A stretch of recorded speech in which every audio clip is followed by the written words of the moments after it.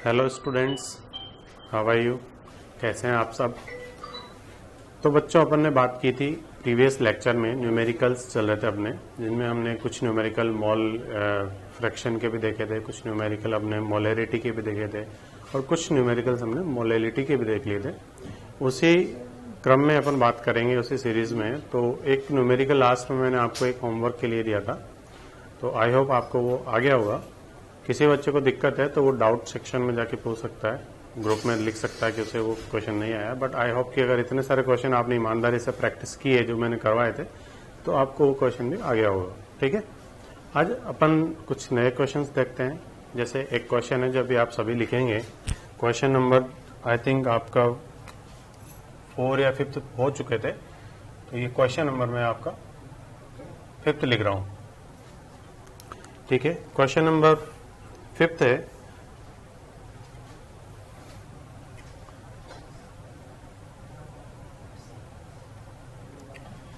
4 gram NaOH dissolved in 250 ml water। ठीक है, then find out normality. ये मैं शॉर्ट में लिख रहा हूं, आप पूरा लिख लीजिएगा। Then find out normality. कल ऐसा एक क्वेश्चन दिया था मैंने आपको, बट उसमें डिफरेंस है इसके साथ। क्या डिफरेंस है इन दोनों में? वहां पे आपको पूछा था मोलैरिटी, यहां पे पूछा जा रहा नॉर्मेलिटी। ठीक है ना। 4 ग्राम NaOH को जल में, हिंदी मीडियम वाले लिखेंगे, 4 ग्राम NaOH को 250 मिलीलीटर जल में घोला जाता है।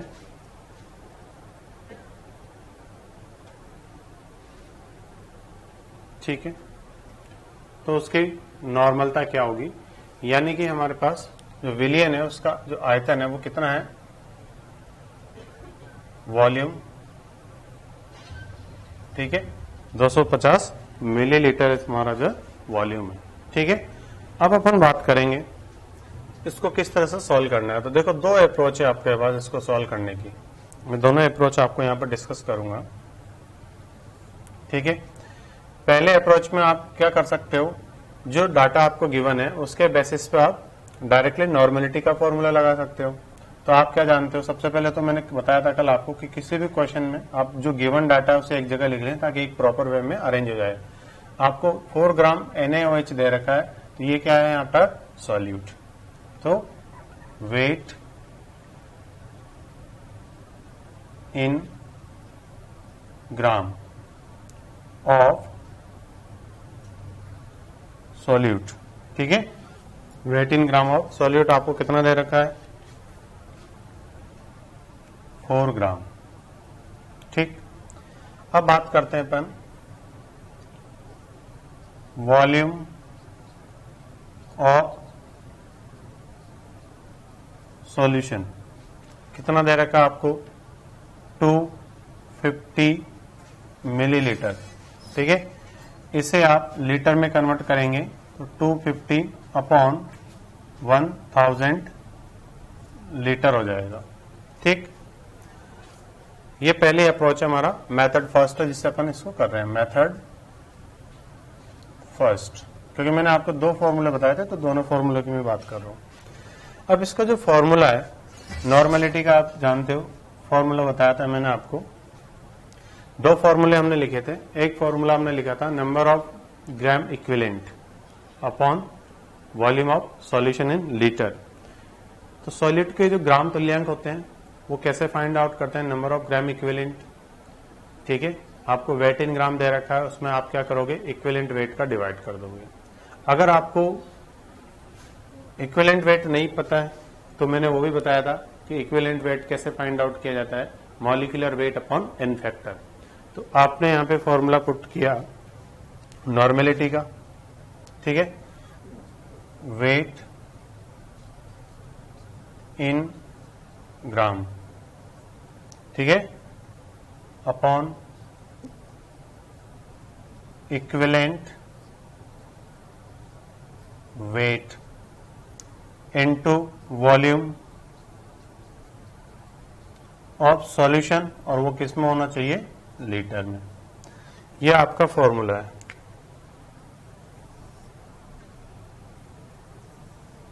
ठीक है, इस फॉर्मूले से आप फटाफट से क्वेश्चन ट्राई कीजिए, आपको आंसर जल्दी मिल जाएगा। 1 मिनट है आपके पास, कीजिए इसको आप।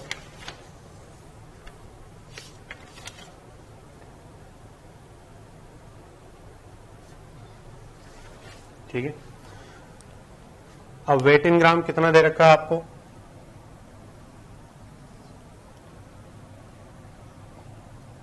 4 ग्राम दे रखा है।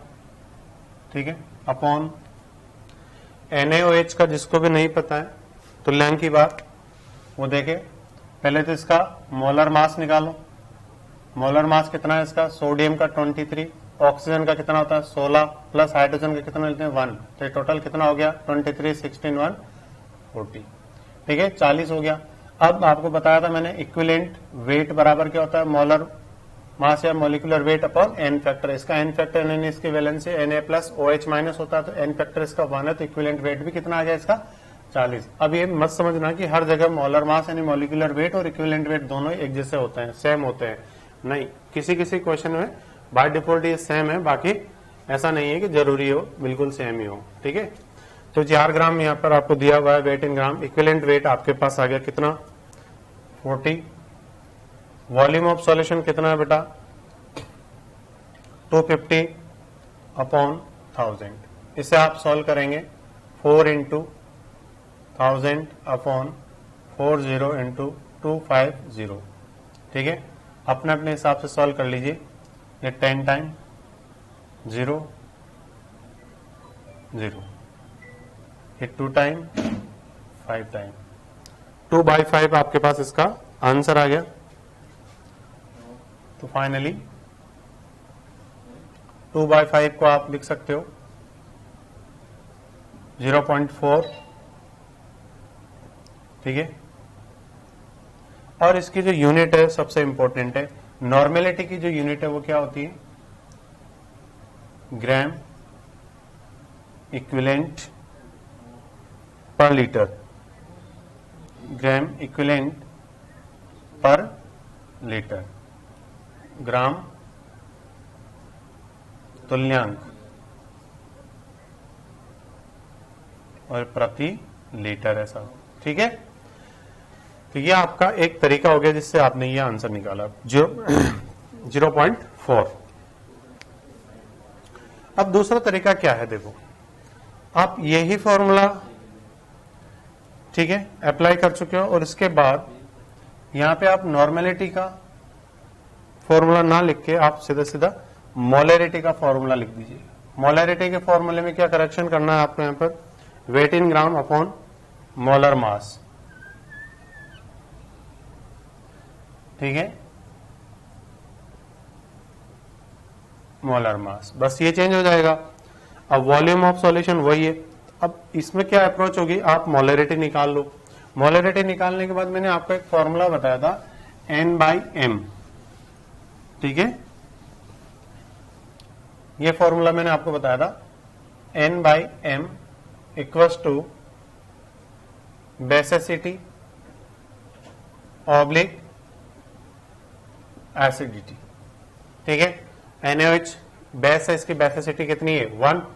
ठीक है, तो आपके पास मोलरिटी सोल्व कर लोगे और मोलरिटी को किससे मल्टीप्लाई कर दोगे, बेसिसिटी से। तो यहां पर क्या आ जाएगा, ये फॉर्मूला अप्लाई कर लेना। अब आप पहले मोलरिटी फाइंड आउट करो। मोलरिटी जब आप फाइंड आउट करोगे तो यहां पर मोलरिटी में वेट इन ग्राम वही 4 है अपॉन 40, मोलर मास भी 40 यानी 40 है, और ये वॉल्यूम ऑफ सॉल्यूशन वही आंसर आपका कितना आना है यहां पर 0.4। तो मोलरिटी N बराबर M इंटू बेसिसिटी लिखोगे आप। ठीक है, तो 0.4 को 1 से मल्टीप्लाई कर दो, क्योंकि इसकी बेसिसिटी कितनी है NaOH की 1। 11th क्लास में आपने एसिड बेस कॉन्सेप्ट में पढ़ा है, आयनिक इक्विलिब्रियम में पढ़ा है, तो इसकी बेसिसिटी कितनी होगी 1। ठीक है, तो नॉर्मेलिटी कितनी आएगी 0.4 ग्राम इक्विवेलेंट पर लीटर। ये क्वेश्चन है, दो तरीके से आपने किया, दोनों तरीके से आपको सेम आंसर मिले हैं। ठीक है, डिपेंड करता है आप कौन से अप्रोच से क्वेश्चन को करते हो। नेक्स्ट क्वेश्चन वो अपन लेते हैं, हिंदी वाले बच्चे लिख लें, तब तक मैं इसको इरेज कर रहा हूं तब तक। क्वेश्चन नंबर 6, एक लवण का अणुभार 30 है, एक लवण का अणुभार 30 है,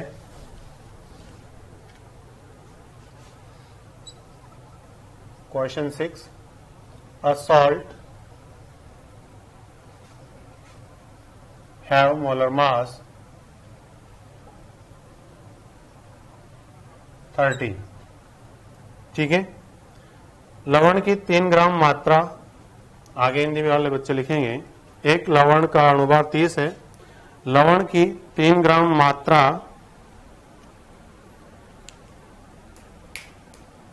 लवण की 3 ग्राम मात्रा 250 ग्राम जल में विलीन की गई तो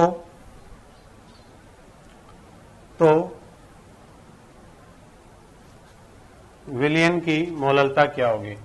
a salt have molar mass 30, आपको सॉल्ट का नाम नहीं दिया गया है, अननोन है, बट आपको यहां पर उसका मोलर मास दे दिया। ठीक है, a salt having molar mass 30, it's 3 gram amount dissolved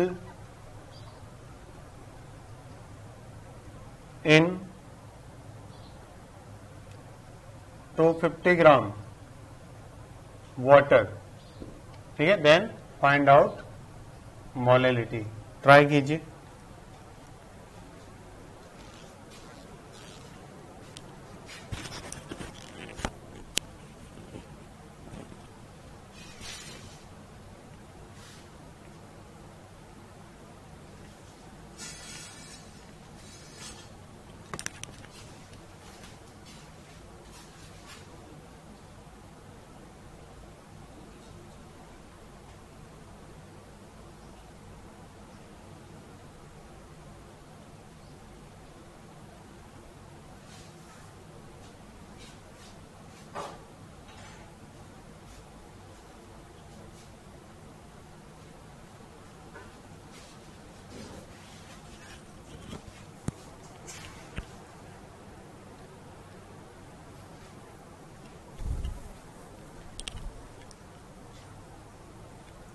ठीक है, अब आप देखिए इस क्वेश्चन को, जिन बच्चों से हो गया अच्छी बात है, जिनसे नहीं हुआ वो और प्रयास करें।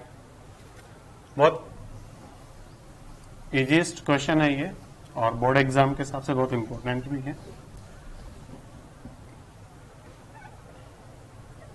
ठीक है, देखो यहां पर क्या है, मोलर मास ऑफ सॉल्ट दे रखा आपको 30। ठीक है, तो और यहां पर weight in gram, wait in ग्राम, विले की ग्राम में मात्रा, weight in gram of solute दे रहेगा 3 ग्राम। वी नो दैट, हम जानते हैं कि आपको बोर्ड में प्रॉपर इस तरीके से मेंशन करना चाहिए, we know that molality small m equals to, ठीक है, मोलेलिटी है स्मॉल एम, उसका फॉर्मूला याद कीजिए। जस्ट आप फॉर्मूला लिखते हो wait in gram upon, question के जब प्रैक्टिस करो फॉर्मूले बार बार लिखना चाहिए आपको, क्योंकि जब फॉर्मूले की प्रैक्टिस नहीं होगी तो आप न्यूमेरिकल में कहने को मिस्टेक कर ही दोगे। अपॉन यहां पर weight in gram upon molar mass into mass of solvent. ठीक है, और ये किसमें होना चाहिए था, केजी में। आपको ये मोलेलिटी का फॉर्मूला होता है। ठीक है, और क्या दे रखा है आपको, 250 ग्राम मास ऑफ सॉल्वेंट आपको दे रखा है, मास ऑफ सॉल्वेंट दे दिया आपको, पुट कर दीजिए वैल्यूज, 3 ग्राम 30 इंटू 250 ग्राम में दे रखा है, तो इसे आप किलोग्राम में कन्वर्ट करेंगे, ठीक है, अपॉन 1000। तो ये आपका जो आंसर है सॉल्व करने पर 3 इंटू 1000 ऊपर चला जाएगा, 30 इंटू 250। इसे आप सॉल्व कर लीजिए। सॉल्व करने पर ये आएगा 0.4 और यूनिट क्या होते है बेटा, मॉल पर केजी। यूनिट बहुत इंपॉर्टेंट है, अगर यूनिट आपने नहीं लगाई तो फिर गड़बड़ हो जाएगा। अच्छा, इसी को आप इस तरह से भी लिख सकते हो, 0.4 स्मॉल m, यानी कि मोलैलिटी को रिप्रेजेंट कर रहा है, ठीक है। मैंने इसीलिए कहा था कि स्मॉल m की जगह कैपिटल M कभी लिख दिया आपने बाय डिफॉल्ट तो क्वेश्चन पूरा आपका गलत हो जाएगा। बहुत इजी न्यूमेरिकल था ये। नेक्स्ट क्वेश्चन नंबर 7, हिंदी वाले बच्चे लिखेंगे, उस विलयन की मोलरता, कैपिटल M की बात कर रहा हूं मैं, उस विलयन की मोलरता की गणना कीजिए जिसमें 5 ग्राम NaOH 450 मिलीलीटर विलयन में घुला हुआ हो। 5 ग्राम NaOH 450 ग्राम 450 मिलीलीटर विलियन में घुला हुआ हो। यह क्वेश्चन है हिंदी मीडियम वालों के लिए। इंग्लिश मीडियम वाले बच्चों को शायद ये क्वेश्चन में लास्ट क्लास में होमवर्क में दिया भी था, अगर किसी से नहीं हुआ तो वो यहाँ पे देख लेगा। क्वेश्चन नंबर 7, ठीक है बेटा। यहाँ पे आपको क्या दे रखा है, कैलकुलेट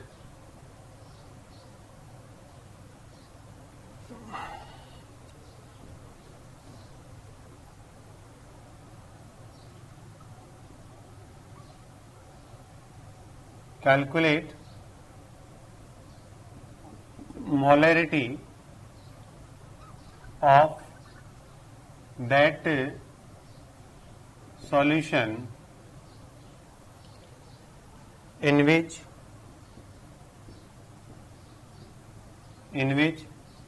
5 ग्राम है,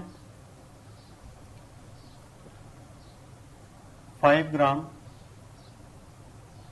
NaOH, ठीक है, dissolved in 450 मिलीलीटर सॉल्यूशन, ठीक है। तो आई थिंक ये बहुत ही इजी न्यूमेरिकल है, जल्दी से बता देता हूं मैं आपको। मोलैरिटी का फॉर्मूला आप जानते हो, वेट इन ग्राम, जो आपको कितना है दे रखा है 5 ग्राम, क्योंकि अपन ने पहले ऐसे क्वेश्चन कर लिए इसलिए इसको मैं जल्दी से बता रहा हूं। वॉल्यूम ऑफ सॉल्यूशन 450 मिलीलीटर है, तो लीटर में कन्वर्ट कर दिया। मोलर मास आता है यहाँ पर, तो मोलर मास कितना है बेटा, वही NaOH अभी थोड़ी देर पहले आपने डिस्कस किया था, ठीक है। NaOH का मोलर मास कितना होता है 40 यानी 40, ठीक है। आप इसको सॉल्व कीजिए, 5 इंटू 1000 लिख सकते हैं ऊपर, 40 इंटू 450, फटाफट 0 से 0 कैंसिल कर दीजिए, ठीक है। 10 से 2 टाइम 9 टाइम, ये 2 टाइम 5/18, ये इसका आंसर आ गया। तो ये आ गया आपके पास अप्रोक्सीमेट 0.27, और ये मोलैरिटी पूछा है तो मॉल और पर लीटर में आप बात करोगे, या फिर आप ये भी लिख सकते हो 0.27 कैपिटल M। बहुत आंसर आर करेक्ट। तरीका आपका इस तरीके से भी लिख सकते हो और इस तरीके से भी आंसर में यूनिट लगा सकते हो। ये क्वेश्चन था, बहुत इजीएस्ट क्वेश्चन था। एक और क्वेश्चन अपन लेते हैं, नेक्स्ट क्वेश्चन 8। 2.5 ग्राम CH3COOH, 2.5 ग्राम CH3COOH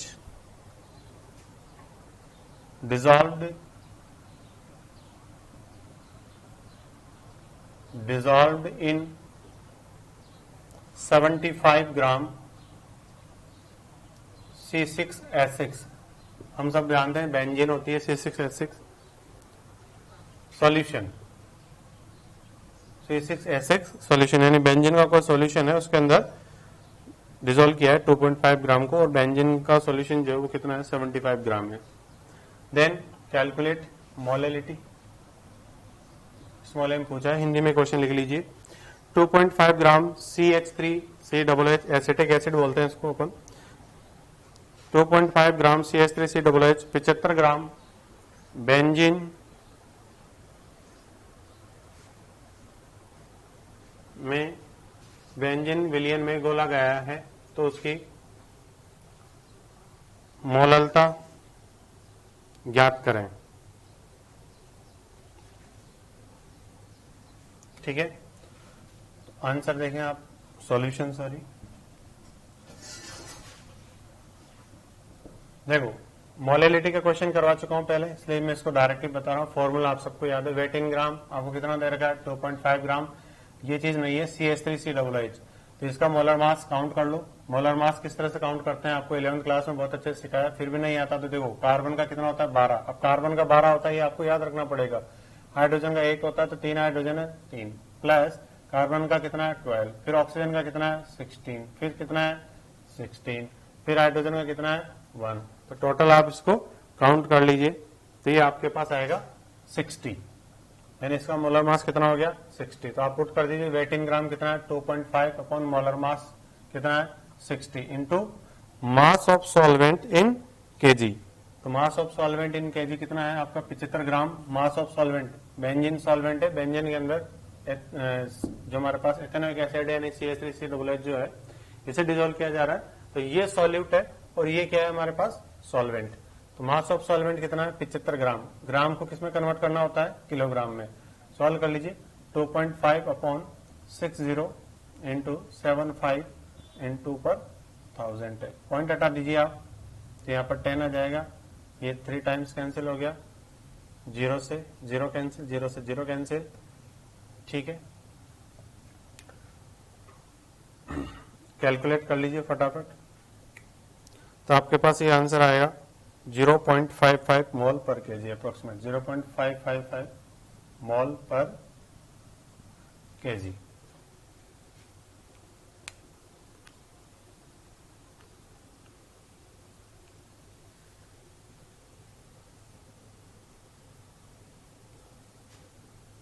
ठीक है, नेक्स्ट क्वेश्चन। अब अपन ने मोलेलिटी का कर लिया, मोलेरिटी का क्वेश्चन कर लिए। नेक्स्ट क्वेश्चन अपन देखते हैं मास परसेंटेज का। लिखिए हिंदी मीडियम वाले बच्चे, 22 ग्राम बेंजीन में 122 ग्राम CCl4 कार्बन टेट्रा क्लोराइड की बात कर रहा हूं मैं, घुली हुई हो तो 22 ग्राम बेंजीन में 122 ग्राम CCl4 कार्बन टेट्रा क्लोराइड, ठीक है, घुली हुई हो तो बेंजीन तथा CCl4 के द्रव्यमान प्रतिशत की गणना कीजिए। क्वेश्चन 9, ठीक है, इफ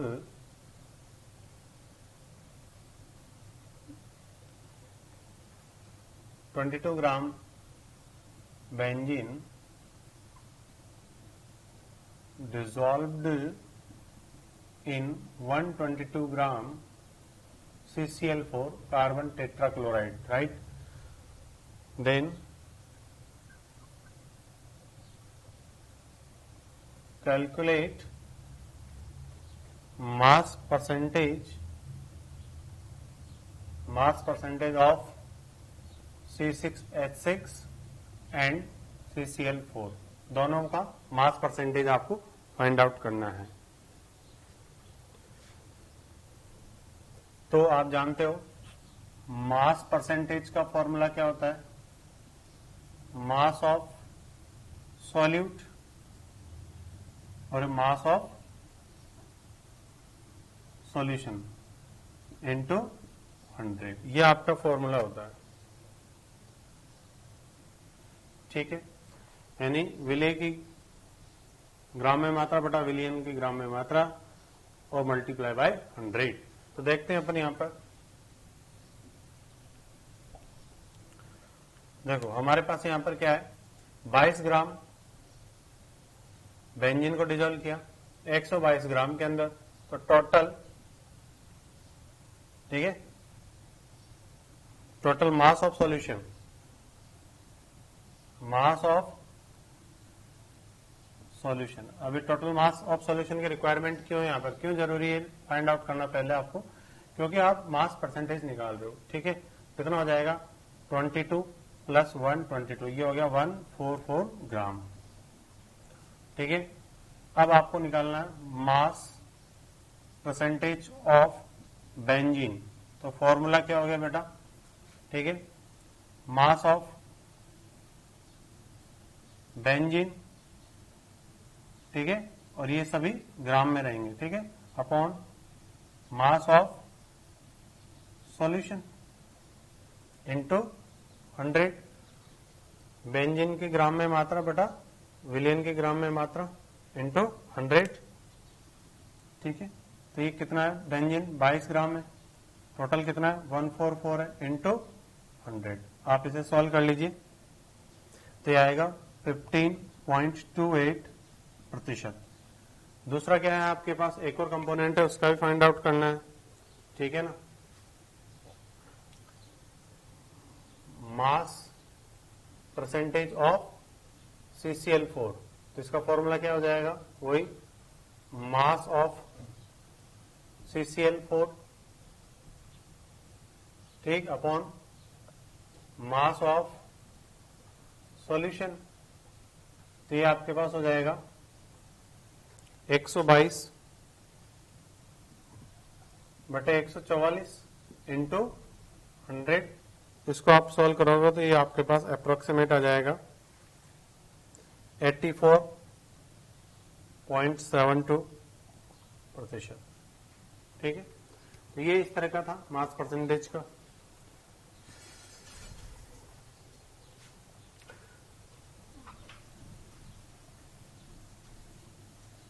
नेक्स्ट क्वेश्चन अपन देखते हैं।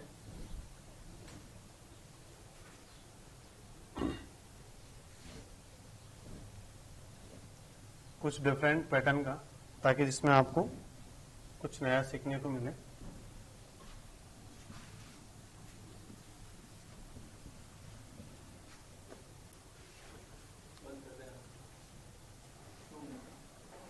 ठीक है, तो एक क्वेश्चन आप लिखिए अपने नोट में।